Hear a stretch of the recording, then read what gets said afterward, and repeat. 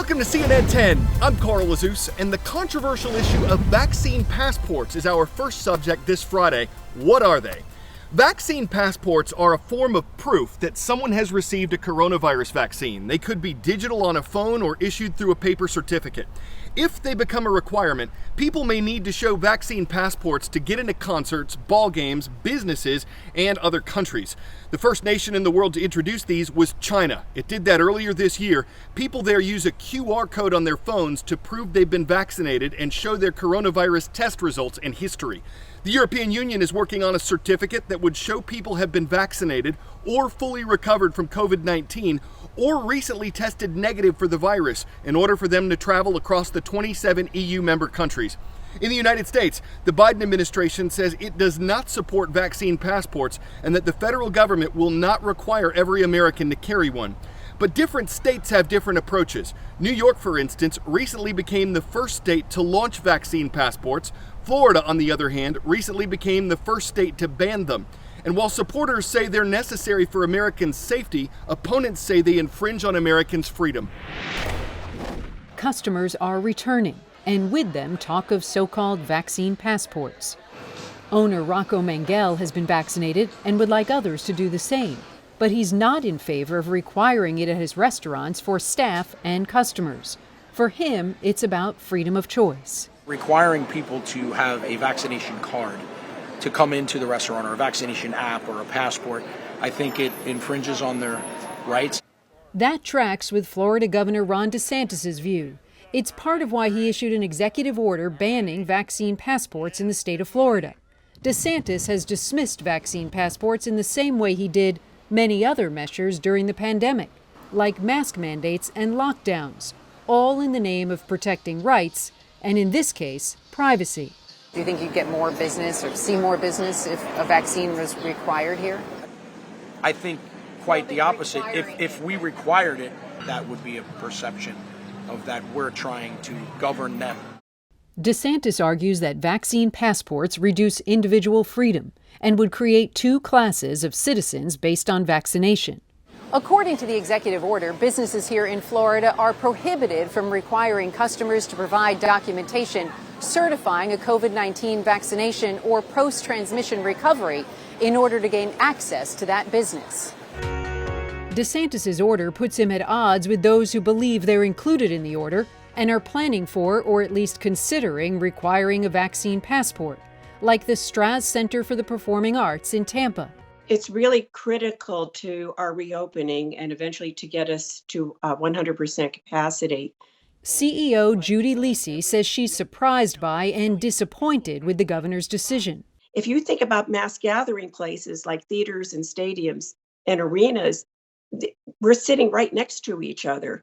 So it becomes really important to have a vaccine program as an option for our guests and for our artists. At Nova Southeastern University in Fort Lauderdale, proof of COVID-19 vaccination was going to be mandatory for staff and students come the fall semester. But when I alerted the university's CEO to the governor's executive order banning vaccine passports, I will change whatever is necessary to comply with the law and to the governor's executive order. Back at Rocco's Tacos, Rocco Mangel says he doesn't think a vaccine passport would make his restaurant any safer than it already is. People make a choice, and people need to make, hopefully, a choice that they're not going to put other people at risk. 10-second trivia. What was invented in 1812 by American scientist Dr. James Meese? Ketchup, toothpaste, tin can, or Atlantic cable? Dr. Meese came up with the first known recipe for tomato-based ketchup. Might seem like a random topic to top our next segment, but some of the ripple effects of the coronavirus era are pretty random. Who would have predicted a toilet paper shortage, a bicycle shortage, a computer chip shortage, and now a ketchup packet shortage? Restaurants and consumers can still find these online, but they're getting harder and harder to come by.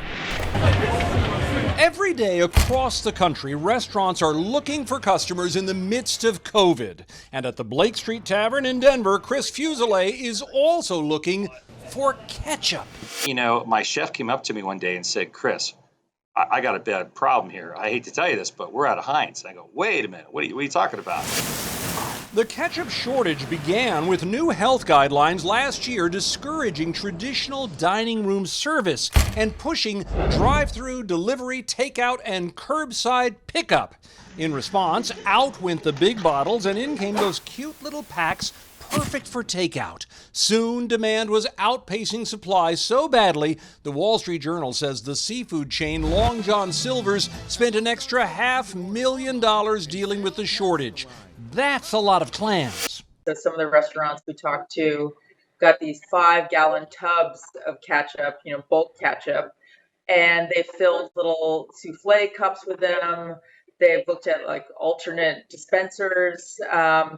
And again, this takes time and money to do. Heinz, which makes more ketchup than anybody else, says this month it will launch a 25% increase in production, totaling 12 billion ketchup packets a year. Liftoff. End to end, that's almost enough to go to the moon and back. And that's appropriate since, astronauts have ketchup in space. Still, with summer cookouts, camping trips, and whatever this is coming around, condiment connoisseurs could be squeezed for a while.